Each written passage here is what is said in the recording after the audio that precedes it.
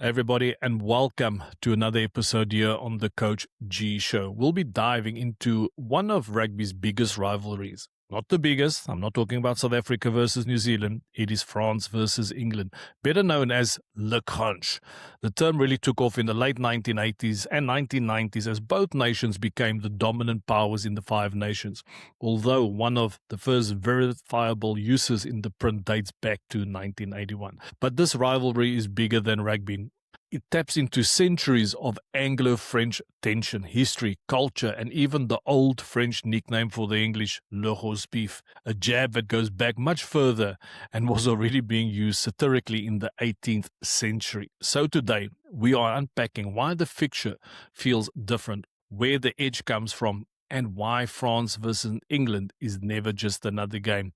And as usual, to talk about everything French, news, and rugby, I've got my good friend Damien Dussault here. Damien, brother, how's it going? Hey G, I'm all right, and you looking forward to that big game in the weekend. All right. Yeah, looking forward to it. The roast beef, there's a lot of hatred between the French and the English. The English call the French the frogs, so the frogs. And maybe just to give to the audience, the roast beef is a term that has been used by French people for years. It's kind of related to the tradition of the English loving and overindulging in roast beef, and that has become a term of insult, not endearment. And I've even experienced it back in the day.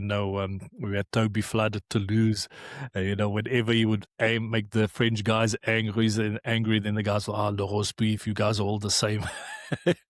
So, Damien, tell us a bit, the French and the English hatred, what you can relate. Obviously, there's history, it goes back to the wars and stuff, but how do you interpret that? Why is this deep hatred between French rugby and English rugby? Well, I think it comes down to cultural differences. Firstly, like Anglo-Saxon against Latin, like very different ways to handle life and see life. And to be honest, I think it just kind of a rugby thing, like, because we like to go back to the old school stuff and everything, in the sense that if we're in 2026, I believe the differences between the French and the English are not that big anymore.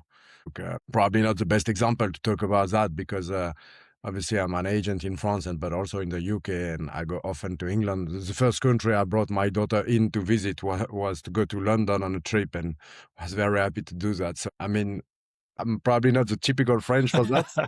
I don't call the English the roast beef, but I understand. Look, there's rivalry after, just to go about the game. It's kind of like, it's gonna be a big game. There's a lot at stake for both teams. So that's gonna be definitely one of those big games. Like sometimes you play early in the Six Nations, or you play at a stage where there's nothing to be played for both teams. In that game, France is playing to win the tournament, even so that's not going to be the Grand Slam, but you play to win the tournament, and England's probably playing not to have the worst tournament almost of their history, and probably to kind of save the spot in the team for the players and their job for the coaches, I guess. Yeah, it's an interesting one, because obviously if you look at now at the back end of the massive defeat for France against Scotland, nobody saw that coming. Everybody assumed that the French, the way they were going, that they would actually beat the Scottish convincingly. And that comes back to, what Eddie Jones also said, France, don't read too much into the great performances they had. Ireland was not in such a great place when they played them. And the big challenge will be, when they play against big teams like South Africa and so on. He mentioned England, but England hasn't been doing so well. And, they kind of like, I won't say they have met their match, but we got to give credit to Scotland. The attack was impressive. It was brilliant. Just the running lines, they were running hard. They were very direct. And it was a very tough day for the French people. But I still want to talk a bit more about the crunch before we start talking about the preview of this big game, because obviously the Six Nations, there are three teams that can win it. We got the French, we got Scotland and Ireland.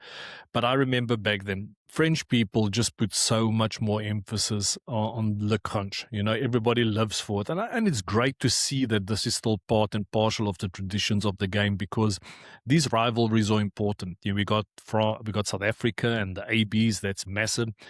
But this one is different, because when we lose against the All Blacks, yes, we are upset and we are disappointed. But I find that when the French lose to the English, it's the end of the world.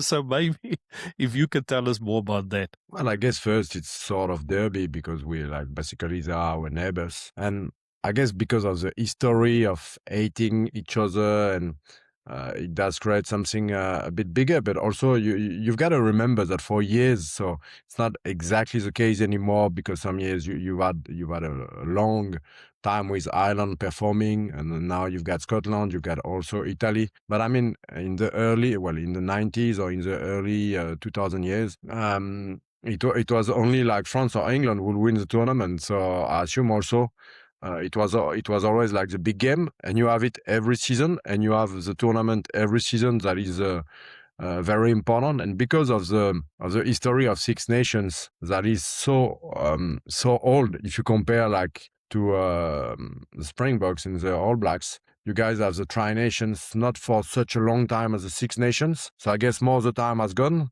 The rivalry has been going at a stage where basically there's 8 in between both teams, and also like there's always famous. I saw this week an interview of Will Carling, and a journalist asking him about, because it seems that sort of created that famous sentence to say to the French players after England won against France, I think in the 90s, when he was shaking hands of French players, he said, "Sorry, good game." And actually that became something that everybody's using now, and I say that comes with how can I say, that comes with the history.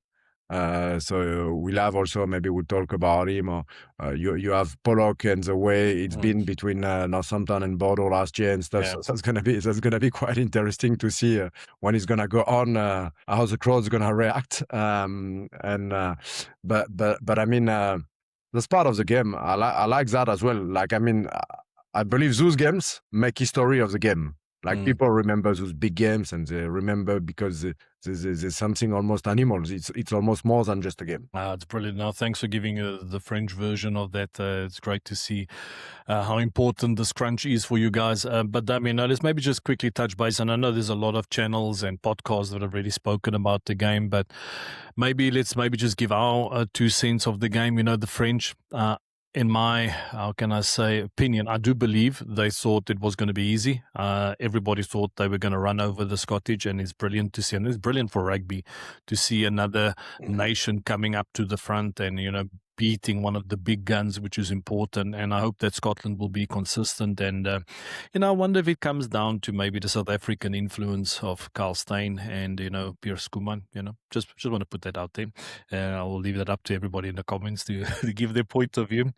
But yes, what a great lesson. You can be on form. That just shows you need to prepare with humility. You can't just assume that the next game is going to be easy. I've made that mistake as a player. I've been involved with teams where we've made that mistake. So I think the big lesson out there for coaches and players as well, you got to approach each game as if it's a new game. It is a new game. You can't, like we say in French, rester sur les acquis. You can't just stay on what worked for you the game before, just assume that you're going to get the same result.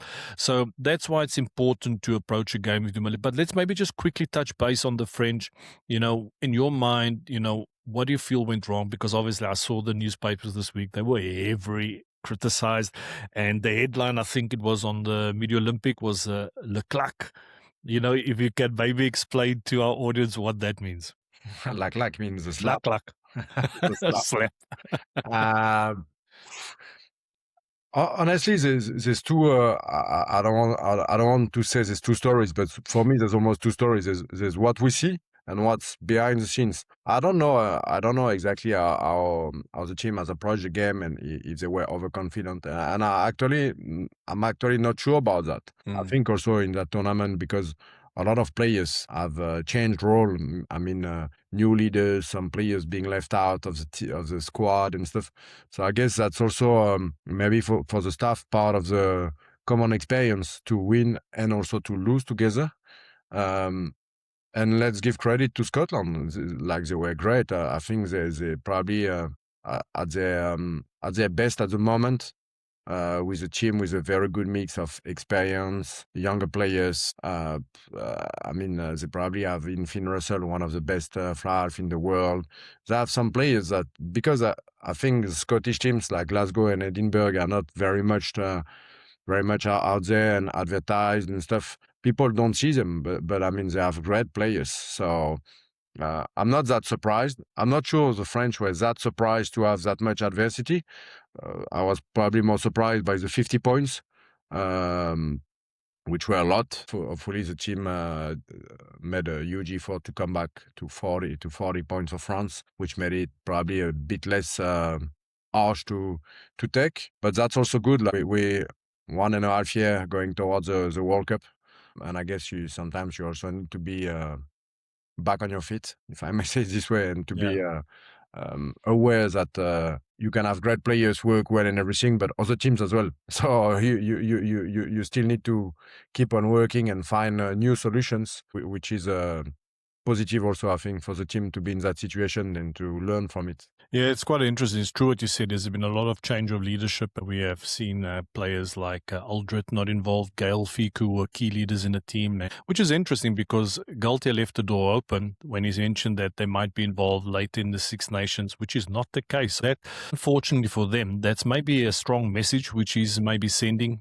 to these players and also to the rest of the French public that, they are preparing for World Cup in 2027. If you look at the type of players they have brought in, younger players that can play the fast game.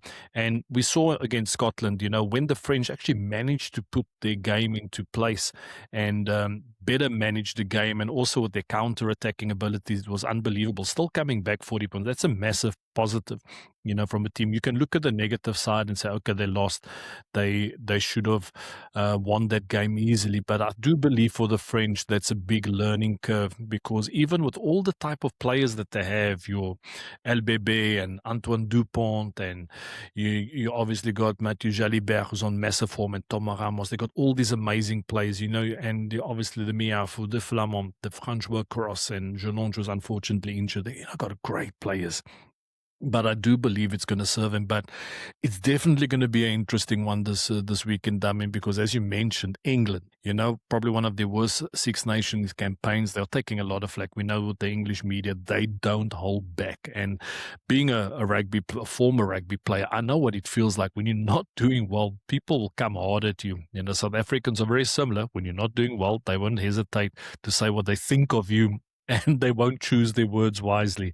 So it's going to be an interesting one. I do believe this is going to be a real crunch, because you got two teams that have something to prove, or not maybe prove, but more, maybe England so much more, and the French more for redemption. But I do get the impression there's a bit of a sour taste, the fact that they won't be getting the Grand Slam this year around. But knowing French players, they are strong when it comes to a reaction. They are very emotional players, but they care a lot. So that means they care deeply for the team. They care deeply for the jersey. So it's definitely going to be a tough one. Maybe some of the factors that might be playing in the French's favor this week, Damien, could potentially be the fact that they went to go watch Romeo and Juliet, the ballet, maybe touching base with their feminine side and, the softer side of things. What do you think was the goal of that from Fabien Galthié, to take the French team to go watch Romeo and Juliet? Well, he said, sort of, you've got to take distance from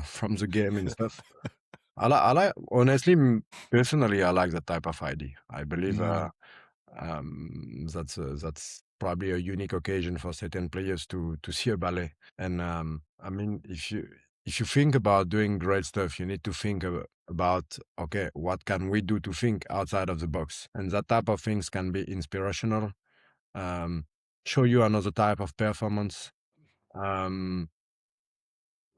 You can only generate positive stuff out of that. For me, I'm not sure this is what Steve Borswick will do with the English team. I'm pretty sure not.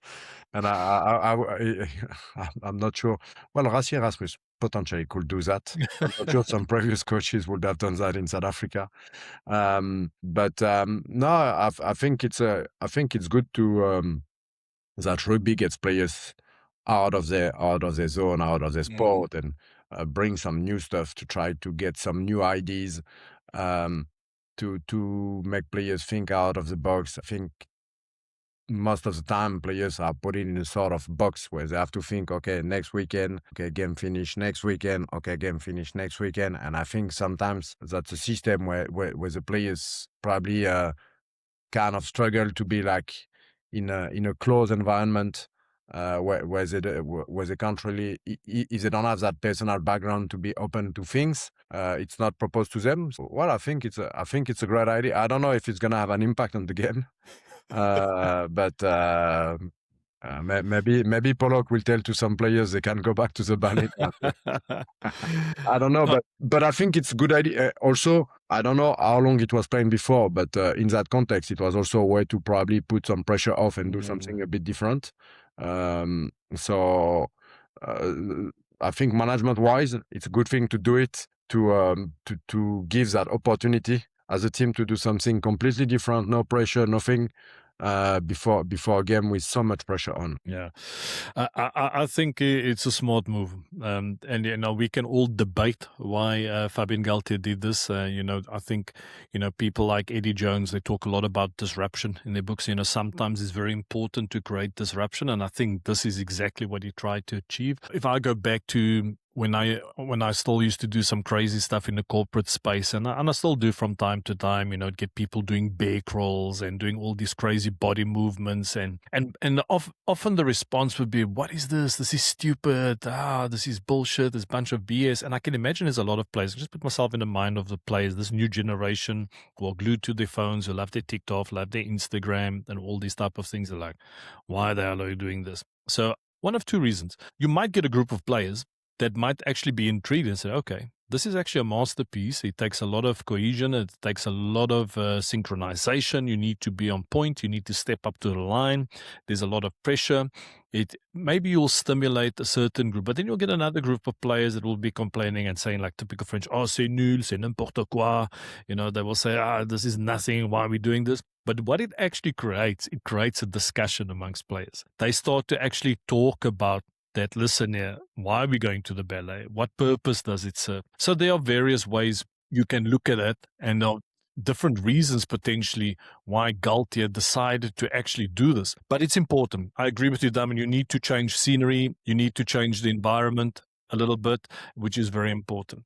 All right. So we've spoken now on two occasions. You mentioned Pollock, so I can definitely feel that you would love to talk about him. Henry Pollock, he's been a bit criticized as well in the English media a few weeks ago, but he's someone that loves to get under the skin. So what do you think his strategy will be against the French? Well, first it's going to be interesting to see him because, as you said, he's been criticized and he's playing from the bench, so it's going to be interesting to see the way he handles that type of stuff, and if he still carries his attitude and stuff on the pitch, even under pressure. I think it's important to have players like this, to have players that are different, that bring something different to the game, and make it more also a bit of entertainment. And maybe that's gonna piss off some French people, but I mean, he's a great player, and his attitude brings something new that personally I find very good for the game in general. I guess it's gonna depend also what time of the game or what's gonna be the score of the game when he's gonna come on. That's gonna be also interesting to see if it's close, not close. Well, there's gonna be a lot of context around that, but I'm pretty sure that whether he score, well, whatever happens, if he scores, he'll do something. He'll probably talk in his way to the public or to the players. No, you definitely got to respect the talent of that player. Henry Pollock. We saw the game against Bordeaux with Northampton. They were nowhere. They got completely destroyed by Bordeaux Bègles. And there was only one player that stood out, and it was Henry Pollock. And we actually saw the French fans afterwards actually calling out this Pollock. And that was actually quite amazing, because that just showed that's one thing I must say about the French public. They definitely hate the opposition, but if a player really performs, that is massive. I don't think people realize having the French call out an Englishman's name, that just shows what it, and it'll be exciting to see what it brings. But Damien is a bit of a sensitive topic for me. South Africans, we always get crucified for our brutality. And when we are brutal and when we go across that line, we pay the price and then some. And, Ibn Itzebet got red carded for eye gouging. It took 12 weeks. But for some reason, Oscar Jegu, someone who I've coached and someone who I really do appreciate as a human being, great youngster, even though he has made quite a few mistakes, he learns from his mistakes, only got 4 weeks. Is that because the French have more finesse when they resort to eye gouging, or they maybe have a softer touch or in touch with the feminine side? And do you think that the disciplinary committee reduced it to 4? Look, I've seen the footage. To be honest with you, I guess it's probably been well defended, but also his end. Well, only Oscar Jegu will know what he wanted to do or no, but his end was going towards the ball. So that's probably a big difference with some other players I won't mention. The same texture, David. The eyeball and the rugby ball is not the same texture. No, I agree, but he was trying to go towards the ball. I agree with you. It's probably not a lot, 4 weeks, but if it would have been more, it would probably been a bit unfair because you cannot really know what was his intention. And when you look at the footage a few times, you see he's trying to go towards the ball, and it's hard to say he intentionally wanted to eye goug the other player. So I guess that's why it only took 4 weeks, to be honest with you. Yeah, we're not going to add fuel to that fire. That fire. Just thought it would be mentioned. Just have a bit of a laugh there with you, Damien. The French. You guys love your fashion. You love being well dressed. I know you make always sure your shoes are whiter than anyone else's. You always make sure when you go to games you have the right jacket on and your hair is always perfect and nice and tidy. You guys like your scarves as well in the winter. You guys pay a lot of attention to detail. But a big game like this, and obviously something that has been planned before. I mean, why do you resort to changing the color of your jersey for such a big game, to celebrate 120 years of the crunch? And the jersey is already sold out. It's been weeks it's been sold out. You can no longer buy it in stores. What's your vibe on that? What's the big reason why they made it? I think it's like a baby blue type of jersey, light blue jersey for this match. I guess it's purely marketing and business. It's to just sell more jerseys, but I like the jersey. It looks good. And I think sometimes in rugby, we are kind of old-fashioned and we don't like to change jersey and this and that. And I think that's good to change more often of jerseys. You sell more jerseys, and that's business, that's marketing. I'm a firm believer that we should follow the trend of what they do in the US sports with names of the players at the back of the jersey and probably with numbers. Yeah, that would just be confusing, man. Different numbers, and it might be tough for the referees to spot who's doing what. Obviously, French are playing in the blue jerseys, and it's going to be an interesting one to commemorate the 120th year of the crunch. But just want to move things along a little bit. Just want to pick up from your side. Any other big news happening in France at the moment? Well, it's been there's no top 14 and Pro D2 being played this weekend, so I guess it's probably a bit more like very focused on that crunch. Everybody is expecting a big game on Saturday night, and also the fact that everybody, I guess the Six Nations, it gives a bit of attention towards the end of the season, even in top 14 or in Pro D2, because basically if France wins and rugby looks better and everybody's in a better mood. If France lose, it does create a bit of something negative around rugby, I think. Yeah. So I definitely hope France gonna win on Saturday. Now, just quickly to mention maybe two players. We didn't touch too much on them. We briefly spoke about Josh Brennan. What a player, playing for Stade Toulousain, and it's amazing to see him in the squad as well. He's also the son of Trevor Brennan, who's a legend in Toulouse, and still has unbelievable bars, so great food, great beers. And, he's impressive. He's always been aggressive. I remember the story back in the day. His dad actually told me this. When he was 16 years old, Trevor Brennan got called in by the coaches of Stade Toulousain. We called it, was the Cadet or the Crabos, the Cadet, I think. And basically, they called his dad and said, we need to speak about your son. And he said, yeah, what's wrong? What did you do? And he said, he's too aggressive. He's too aggressive and ridiculous. I was like, what are you talking about? That's what rugby is about. So it's great to see him in the squad. And, also of Timo Mathieu, I do think it's a great fit in terms of the style. We all know him here in France because he's been doing well for Bordeaux. He's starting to become a regular fixture in the team, and he's got crazy pace, and he's been really impressive, especially last season. So yeah, if you can maybe just give our English audience a bit of insights on those two players, Josh Brennan and as well as Timo Mathieu. Well, firstly, Josh Brennan totally deserves to be in the team, and he's been playing a lot for Toulouse the past few seasons, and as you said, he's very aggressive. I think he brings something a bit different to the team in terms of that sort of craziness in the aggressivity that's in his blood, because he's also like part Irish, obviously from his dad, and so I think it's very good to have players like this. Like we need to have different players in the squad.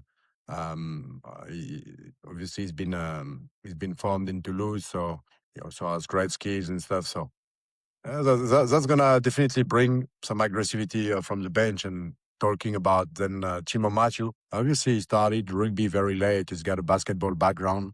Dad played rugby, and his dad also played for France back then in 2000.